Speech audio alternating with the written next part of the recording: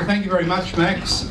To Tony and David, ladies and gentlemen, it's often said that we live in a fast-changing world of uncertainty. And that was my reaction to this book, because when I was in the Parliament, it was always said that senators didn't even read books, let alone write them. You know, what the hell is going on when a senator writes a book? And what a book it is. It's a remarkable program of libertarian thinking, comprehensive across all the areas of government. And as I went through the 350 pages, it struck me that, David, you're responsible for a remarkable achievement, because so many MPs these days, it's about stunts, you know, your senatorial colleagues are there herding sheep in California, or they're eating halal burgers to try and get a run in the media. You've actually been doing hard, solid policy work, because this is the ancient art of persuasion, that you're not just putting forward libertarian ideas, you're backing them with research, citing examples to support your case. It's old-fashioned politics that we see so little of today. And going through the book, I thought it was a very sad commentary on the modern press gallery, which is hollowed out of expertise, that it does take sheep herding in California or halal burger eating to get coverage out of the gallery, and a lot of this stuff has been missed. So I'm very glad to be speaking here today at the launch, just to point out the quality of the book. It's a tribute to you, David, and your staff. You must have remarkable staff who do a hell of a lot of research. You must be cracking the whip on them to be in the library, going through all the sources and research. The extent of your program reminded me very much, not so much in content, but in its comprehensiveness, of what Gough Whitlam did for the Labor Party in the 1960s. And it was often said of Whitlam in that period around the Parliament House that while other MPs were drinking, he was thinking.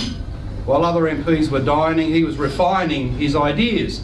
And Whitlam was all about social democratic expansion. You've even got a stanza about him in the book. You're about rebalancing the role of government to restore principles of freedom, both in society and the economy. And it's a very timely reminder of the economic benefits that Tony spoke about. It's remarkable Australia, at the fag end of this 26 years of unbroken economic growth, has basically forgotten. There's a national amnesia about the things that created the growth in the first place coming out of the 80s and 90s. Deregulation, getting government out of the way, the financial sector opened up, protectionism ended, systems deregulated, markets deregulated across the board. It was freedom in the economy that got politicians out of the way and allowed entrepreneurs to grow Australian GDP. And we have reminders around the world now. I'm reading things in the paper, I've got to look 3 or 4 times at them to see whether or not it's true, that socialism, economic socialism, is making a comeback. We know cultural Marxism has been around, but people are now writing of economic socialism. I don't see so much of it in terms of electoral reality. In France, the socialists were smashed by Macron, who's now deregulating their industrial relations system. In Germany, the Social Democrats were smashed. In the United States, Hillary's still asking what happened. In New Zealand, Labor was at 20% of the vote until Jacinda Ardern got a honeymoon for just being new. In Australia, Bill Shorten has negative popularity rates of 20 or 30. They're minus figures. In Canada, Trudeau is riding high, but it's more on identity politics than economics. And all they've got really is Jeremy Corbyn. The socialists are left with old Jeremy there pottering away in the United Kingdom with renationalisation of assets as his policy, higher taxes, tax and spend. And he was in the low 20s before the British election, and it was only when they worked out that Theresa May wasn't much of a campaign, and she campaigned like a wet sand shoe, that Corbyn had his renaissance. So I don't think socialism on the economic front is doing all that well around the Anglosphere. You look at it, it's a pretty dismal picture in France, Germany, the United States, New Zealand, Australia, Canada, and through to the UK. But just for a single moment, if anyone did think socialist economics could make a comeback, they need to read this book. They need to read this book to understand the stupidity of their ways. And David, in going through it, it wasn't just a reminder of some of the research skills and dedication of a Gough Whitlam. It was also a reminder of that wonderful, somewhat forgotten Liberal giant of the late 60s and 70s, Bert Kelly, who was dry before it was fashionable. He was arguing all the clever cases against protectionism and industry subsidies, and he was known as the modest member, and he had a career influencing policy, not so much as a legislator, but influencing policy. And you could say he was one of the founding fathers of the period of economic deregulation and opening up the Australian economy in the 80s. He provided a lot of the spade work earlier on. And David's got a wonderful stanza here at page 116 about the argument, you know, we've got this dreadful, incredibly expensive, ineffective federal contract that's gone to Adelaide for building submarines, and it's all on the basis of winning votes. Apparently the merit of spending $50 billion was to put Christopher Pyne back in the Parliament. Surely the most ineffective spending program in the nation's history. But David stood up in the Senate and said, well, you know, Xenophon wants it in South Australia, Lambie wants it in Tasmania. David represents New South Wales, and he put in a bid as follows, that the submarine should be built in Western Sydney at Eastern Creek. Having lived in Western Sydney for over 50 years, I thought, this sounds all right, I wonder what he's got in mind. And he wrote as follows: the proprietor of a Penrith muffler shop by the name of Ferret advises me he could custom make plenty of submarine-shaped vessels at Eastern Creek for much less than $1 billion. And there's the proprietor of a Blacktown engineer reconditioning shop, Raylene. She tells me she can source any number of Australian-made V8 engines to power the submarines. There's only one vexing question, however, and that is, should the engines be Ford or Holden? Which has been the perennial Western Sydney question as long as I can remember. And since I do not wish to marginalise half my voter base, I propose that this sensitive question be decided by plebiscite.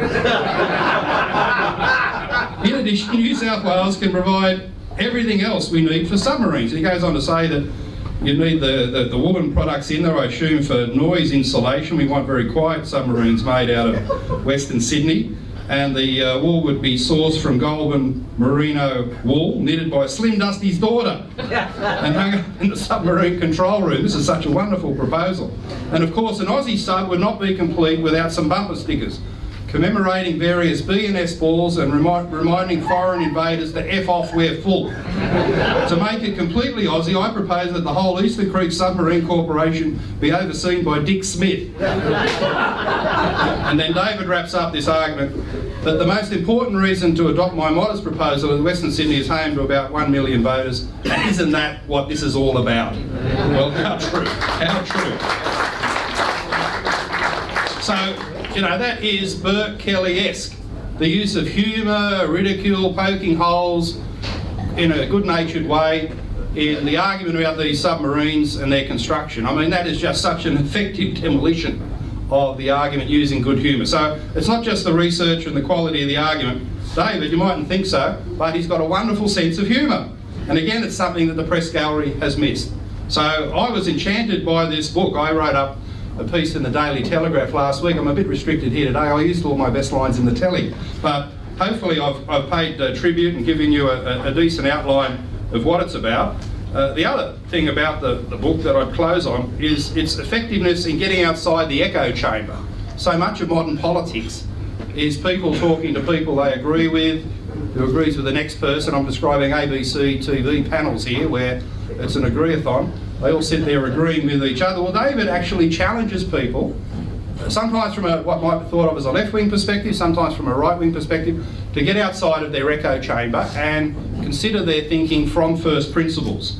And that is so desperately needed. I thought in coming here today, I would rely on an example of the echo chamber at work, because every day in the Australian media there's some new restriction on freedom of speech. And the unlucky outlet that caught my eye today, because I knew there was bound to be one, was the Australian newspaper cut and paste section, which has denounced Milo Yiannopoulos.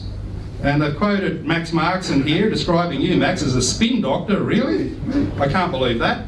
And the Australian concludes, Milo really isn't our type of guy. And they think it's outrageous that he appeared on morning television yesterday. He shouldn't have a platform for his dangerous ideas and thinking.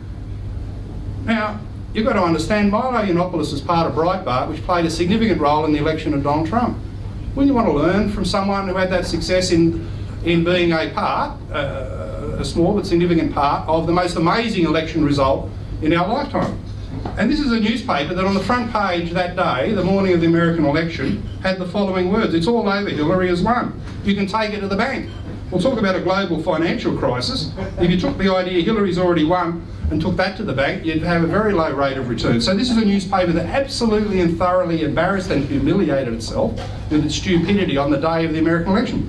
And they're saying, in their echo chamber of stupidity and ignorance, that they wouldn't want to listen, wouldn't want to entertain, wouldn't want to talk, wouldn't want to interview this guy Milo Yiannopoulos, whether you like him or hate him, whether you think he's wonderful or terrible. He was part of a very, very significant political event. Why wouldn't you want to talk to someone who had the wisdom, at least, to be on the winning side of an election where you absolutely stuffed up and knew nothing? So, I mean, this is the national broadsheet with this kind of ignorance and restriction on freedom of speech. So Dave, your book is so timely in every single respect. I congratulate you, your staff. Staff are often overlooked in this, but they've done a power of work. You've put together a magnificent volume, 350 pages, the best stuff I've read in a long, long while. Congratulations, and happy to be part of the launch.